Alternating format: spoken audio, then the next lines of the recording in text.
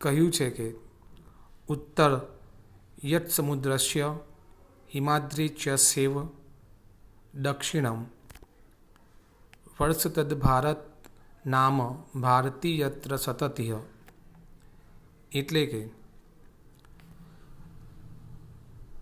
સમુદ્રની ઉત્તરે અને હિમાલયની દક્ષિણે, એટલે કે હિમાલય અને સમુદ્રની વચ્ચેની જે ભૂમિ છે, જે જગ્યા છે, જે સ્થળ છે, તો તેને ભારત વર્ષ તરીકે ઓળખીએ છીએ. તમે ઘણી વખત શુભ કાર્યમાં સંકલ્પ લેતી વખતે આપણે જે સંકલ્પ લેવડાવવામાં આવે તો તેમાં ભારતના અલગ અલગ નામથી સંબોધવામાં આવે છે. તો ભારતને ભારત વર્ષ, ભરતખંડ, જંબુદ્વીપ, આર્યવ્રત વગેરે નામ દ્વારા સંબોધવામાં આવે છે. આપણે જાણીએ છીએ તેમ ભારતમાં પૂર્વ, પશ્ચિમ, દક્ષિણ એમ 3 દિશામાં સમુદ્ર આવેલો છે. જ્યારે ઉત્તર દિશામાં હિમાલયની ગિરિમાળા આવેલી છે. તો આ રીતે ભારત પ્રાકૃતિક રીતે, અથવા એમ કહી શકાય કે પ્રાકૃતિક સીમાઓ ધરાવતો દેશ છે. એટલે કે આપણે પ્રકૃતિએ જ સુરક્ષિત કર્યા છે. આપણી રક્ષા પ્રકૃતિ જાતે કરે છે. તો આવા ભારત દેશથી આકર્ષાઈને ઘણી બધી પ્રજાઓ, ઘણી વિદેશી પ્રજાઓ ભારતમાં આવી. ભારતની સંસ્કૃતિથી આકર્ષાઈને તેઓ ભારતમાં સ્થાયી થઈ. તેમજ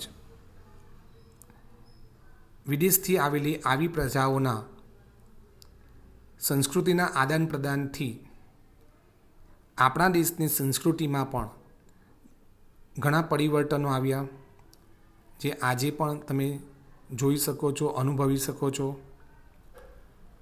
જો આપણે ભારતના સ્થાન અને ભારતના કદ અથવા વિસ્તારની જો વાત કરીએ તો વર્તમાન ભારતના સ્થાન, કદ અને વિસ્તાર વિશે એમ તો તમે ધોરણ 9માં શીખી ગયા છો. પ્રાચીન સમયનો ભારતનો વિસ્તાર ખૂબ જ વિશાળ હતો,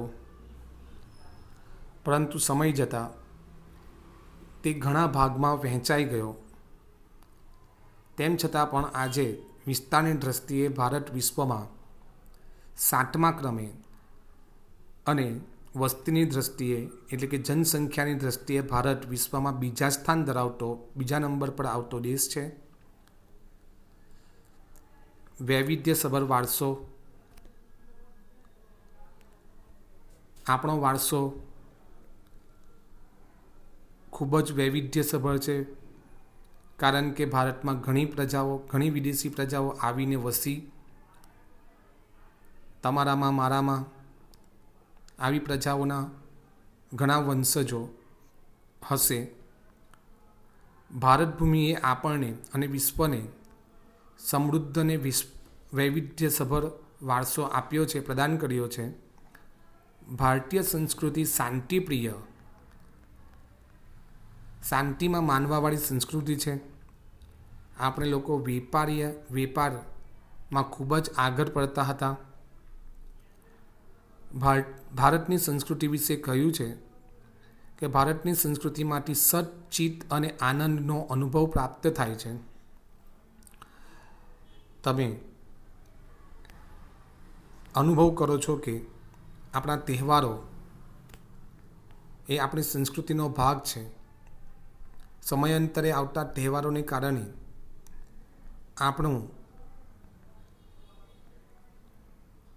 આપણે સમય પર આવતા તહેવારોને કારણે આપણે હંમેશા, એટલે કે ભારતીય લોકો હંમેશા મોજીલા સ્વભાવ ધરાવતા વ્યક્તિત્વ ધરાવે છે. તે આપણી વિશેષ લક્ષણ છે. આપણો દેશ અહિંસા અને શાંતિના મૂલ્યને અપનાવ્યો છે. જેની વિશ્વભરમાં પ્રશંસા થાય છે અને હવે તો વિશ્વમાં શાંતિ અને અહિંસાના મૂલ્યને બીજા ઘણા દેશો અપનાવતા થયા છે. સિંધુ ખીણની સંસ્કૃતિના લોકોથી શરૂ કરીને ભારતની સંસ્કૃતિને સિંધુ ખીણની સંસ્કૃતિ તરીકે પણ ઓળખવામાં આવે છે, કારણ કે એમ કહેવાય છે કે ભારતની સંસ્કૃતિ સિંધુ ખીણની સંસ્કૃતિથી શરૂ થઈ અને આજ દિન સુધી એ સંસ્કૃતિ વિકસતી ગઈ અને તેમાં ભારતના લોકોની આવડત, બુદ્ધિ, શક્તિ અને કલા કૌશલ્ય દ્વારા સંસ્કૃતિ સમૃદ્ધ બની. ભારતના ભવ્ય વારસાના નિર્માણ અને ઘડતર માટે અનેક ઋષિમુનિઓ, સંતો, વિદુષીઓ, વિદ્વાનો, ચિંતકો, કલાકારો, કારીગરો, વૈજ્ઞાનિકો, સંશોધકો, સાહિત્યકારો, શિક્ષણશાસ્ત્રીઓ, રાજનીતિજ્ઞો, ઇતિહાસકારો, સમાજ સુધારકો વગેરેનો અગત્યનો ફાળો છે.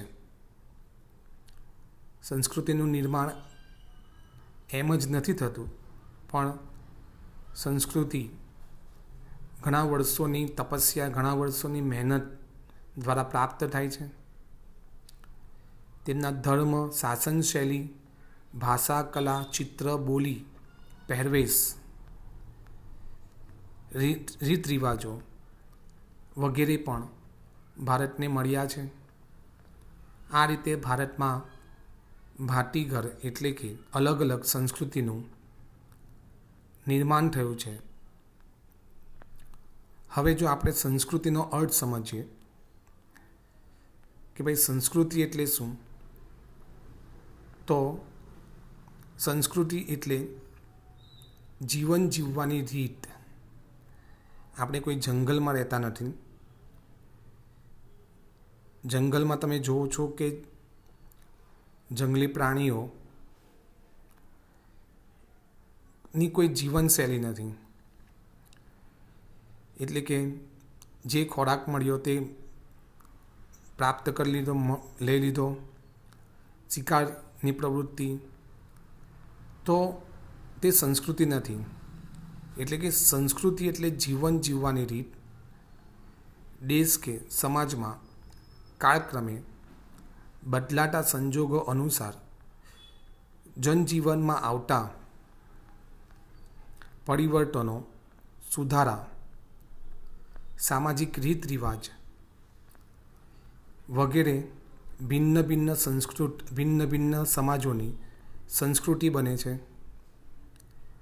સંસ્કૃતિ એટલે માનવ મનનું ખેડાણ અને તેમાં માનવ સમાજની ટેવો, મૂલ્યો, આચાર વિચાર, ધાર્મિક પરંપરાઓ, રહેણી કરણી અને જીવનને ઉચ્ચતર ધ્યેય સુધી લઈ જતા આદર્શોનો સરવાળો એમ પણ કહી શકાય. આમ સંસ્કૃતિ એ માનવ સભ્યતા અથવા તો માનવોની જીવન જીવવાની પદ્ધતિ એવું પણ તમે કહી શકો. જો આપણે ભારતીય સંસ્કૃતિનો વારસો, જો તેની ચર્ચા કરીએ તો સૌથી પહેલાં વારસો એટલે શું, તો તમને ખ્યાલ હશે કે આપણા પૂર્વજો તરફથી આપણે જે પણ પ્રાપ્ત થાય છે તો તેને વારસો તરીકે ઓળખવામાં આવે છે. તો વારસો એટલે આપણે આપણા પૂર્વજો તરફથી મળેલી અમૂલ્ય ભેટ. તમને તમારા દાદા દાદી, નાના નાની ફક્ત વારસામાં મિલકત જ નથી આપતા, પરંતુ તમને રહેણી કરણી, જીવનશૈલી અને સંસ્કૃતિ પણ આપતા જાય છે. તો ભારતનો ઇતિહાસ હજારો વર્ષ પુરાણો છે. તો તમને ખ્યાલ હશે કે તમે જ્યારે સ્કૂલમાં પ્રતિજ્ઞા લો છો તેમાં હું મારા દેશને ચાહું છું અને તેના સમૃદ્ધ અને વૈવિધ્યપૂર્ણ વારસાનો મને ગર્વ છે. આપણે તેમ કહીએ છીએ તો દરેક ભારતીયે આપણા વારસાનો ગર્વ કરવો જોઈએ કે જેના દ્વારા આપણો દેશ સમૃદ્ધ બને છે અને આપણા દેશનું વિશ્વમાં માન જળવાય છે. તો આપણે જો વારસાના પ્રકારની વાત કરીએ તો વારસાના 2 પ્રકારો પાડી શકાય. એક તો પ્રાકૃતિક વારસો અને સાંસ્કૃતિક વારસો. કુદરત તરફથી આપને જે પણ વારસો પ્રાપ્ત થાય છે તે વારસાને આપણે પ્રાકૃતિક વારસા તરીકે ઓળખીએ છીએ. જ્યારે માનવી પોતાની બુદ્ધિ શક્તિ દ્વારા, પોતાના કૌશલ્ય દ્વારા જે પણ પ્રાપ્ત કરે છે તો તેને સાંસ્કૃતિક વારસો તેમ કહી શકીએ છીએ. તો ભારતના પ્રાકૃતિક વારસો, પ્રકૃતિએ ભારતને ઘણું આપ્યું છે. પ્રકૃતિ, પર્યાવરણ અને માનવ જીવનની વચ્ચેના નિકટના સંબંધનું પરિણામ એટલે પ્રાકૃતિક વારસો. પ્રાકૃતિક વારસો એ કુદરતની ભેટ છે. પ્રાકૃતિક વારસો આપણે કુદરત તરફથી મળે છે. ભારતનો પ્રાકૃતિક વારસો વિશિષ્ટ અને વૈવિધ્યસભર છે. આપણે તો કુદરતે ઘણું આપ્યું છે. આપણો દેશ, જેમાં દક્ષિણ ભાગમાં સમુદ્ર છે, ઉત્તરમાં ઊંચા ઊંચા પહાડો અને સમગ્ર દેશમાં નદીઓ, ઝરણાઓ, મેદાની વિસ્તાર વગેરે કુદરતે આપણે વારસાથી, પ્રકૃતિથી સમૃદ્ધ બનાવ્યા છે. તો ભારતમાં ઊંચા પર્વતો, નદીઓ, ઝરણાઓ, સાગરો, લાંબા દરિયા કિનારા, વિશાળ ફળદ્રુપ મેદાનો, ખીણ પ્રદેશો, રણનો સમાવેશ થાય છે. તેમજ ભારતના પ્રાકૃતિક વારસામાં વૃક્ષો, વનસ્પતિ, જીવજંતુઓ, ઋતુઓ, પશુ પક્ષી, પ્રાણીઓ અને વૈવિધ્યપૂર્ણ ભૂમિ દૃશ્યો, વિવિધ પ્રકારના ખડકો, ખનિજોનો સમાવેશ થાય છે. આપણે સૌ પ્રકૃતિના સંતાન છીએ.